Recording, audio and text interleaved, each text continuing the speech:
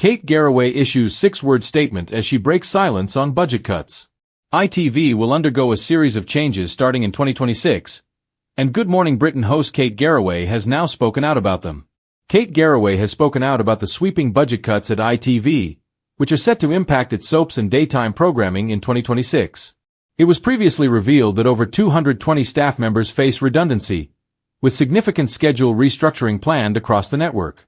The extensive changes include Lorraine being cut to a 30-minute slot for 30 weeks of the year, while Loose Women will also be broadcast for 30 instead of 52 weeks. Meanwhile, Good Morning Britain will be extended and produced by ITV News at ITN. Kate, 58, has shared her thoughts on the financial cutbacks and whether she feels concerned, particularly as she now depends on a single income following the death of her husband, Derek Draper, last year after his battle with long COVID. She told The Sun, "It's all change across ITV daytime. All I know at the moment is that it's happening in January. The show is getting longer and the gang on screen have been told that they want the audience to feel it's the same viewing experience. So, for us, it feels like business as usual." Kate continued, "I had a trial run of solo income from the second Derek got sick, then after he came home I had exponential outgoings to fund his care. All I can say is, I have even more admiration for single mothers. I've talked a lot with fellow GMB presenter Ranveer Singh, who's always been a single mom. I don't know how she's done it, mentally, financially and physically for so long. There's definitely a feeling when you're in a marriage like mine that it's a team. Now, there's a shift, and it's not fun. But it happens to a lot of people and you just get on with it." Kate said she feels positive and explained that her children are happy, but acknowledged it's important to navigate challenges or risk becoming stuck in a place of sadness. She added, "And there's lots of things I've got that are exciting.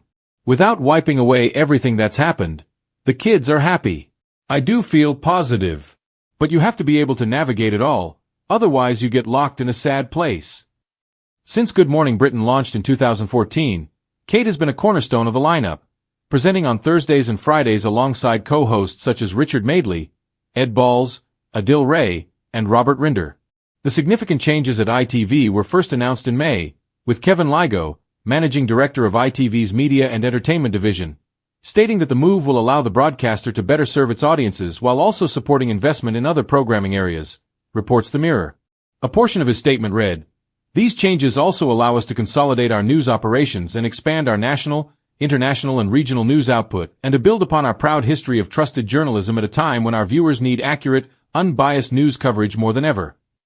He added, "Daytime has been a core element of ITV's schedule for over 40 years, and these changes will set ITV up to continue to bring viewers award-winning news, views and discussion as we enter our 8th decade."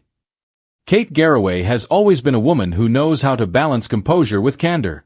Whether sitting on the Good Morning Britain sofa, steering an interview through uncomfortable terrain, or revealing personal struggles that resonated far beyond television, she has a knack for capturing emotion in just a few words. This week, she did it again.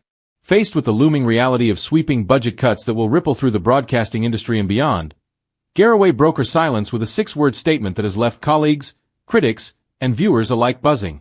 "We cannot cut hope and humanity." On paper, the phrase seems deceptively simple. But spoken aloud on camera, with her trademark mixture of warmth and gravity, it was far more than a throwaway comment. It was a rallying cry, a line drawn in the sand at a time when public trust in institutions feels as fragile as ever. A moment of quiet strength. The backdrop to Garraway's words was stark, a government announcement of further budget reductions across media, healthcare, and community services. For many, the figures came down like cold arithmetic, another round of percentages, deficits, and necessary adjustments. But to Garraway, whose career has been shaped by telling human stories rather than repeating political soundbites, the news wasn't just about numbers. She knows, perhaps more than most, what cuts really mean. Cuts are not simply red ink on a balance sheet. They're fewer carers for the vulnerable, less support for the families hanging by a thread, reduced resources for journalists tasked with shining light in dark places. She's seen this firsthand in her own personal journey, caring for her late husband Derek Draper during his years-long illness. She's lived the late nights, the financial juggling, the quiet moments of despair. And she's watched how systemic strain can make already impossible situations unbearable. So when she finally chose to speak, she did so not as a presenter fulfilling her professional duty but as a human being unwilling to let the story stop at statistics. The weight of 6 words. What's remarkable about Garraway's 6-word statement is its deliberate economy. In a time when speeches often spiral into jargon-filled explanations, she chose restraint. We cannot cut hope and humanity. Each word pulls its weight. We, a collective responsibility, no scapegoats, no bystanders. Cannot, not should not, but cannot, a moral impossibility. Cut, the blunt metaphor of reduction, of slashing away at something vital. Hope, the intangible thread that keeps people enduring against odds. And, a reminder that hope alone is not enough without humanity, the anchor, the essence of what binds us together. It's the sort of phrase that belongs equally on a placard at a rally, on a headline in tomorrow's newspaper, or whispered between 2 exhausted parents over a kitchen table bill. Public response. The reaction was immediate and visceral. Within minutes, social media timelines filled with clips of Garraway's delivery. Viewers praised her ability to say aloud what so many were feeling. Nurses shared it with colleagues on break rooms' notice boards. Teachers retweeted it, adding stories of classrooms already stretched to their limits. Even politicians, usually quick to sidestep commentary from presenters, found themselves responding, some applauding, others defensively insisting that difficult decisions must still be the everyday stories woven into the responses. A single mother explaining how hope and humanity was all she had left after losing childcare support. An elderly man in Manchester noting that he hadn't heard a politician use the word humanity in years. It was as though Garraway had cracked a dam, not of outrage, but of recognition, between journalism and advocacy. Some critics, of course, were quick to question whether a presenter should make statements that sound like activism. But Garraway's words weren't framed as partisan politics. They were rooted in empathy. There's a difference between endorsing a manifesto and reminding people that compassion is not expendable. In fact, her intervention sits squarely within the proudest tradition of journalism, giving voice to those whose stories risk being buried under bureaucracy. In 6 words, she managed to remind both her audience and her industry why storytelling matters in the first place. Not simply to inform, but to connect. Personal resonance. Those who have followed Garraway's journey over the past few years know how her perspective has been shaped by hardship. The long months when Derek battled severe complications from COVID-19 turned her into both caregiver and advocate. She saw what happens when health systems are stretched, when families fall through the cracks, when resilience becomes the only currency left. Her 6-word statement, then, wasn't just a soundbite.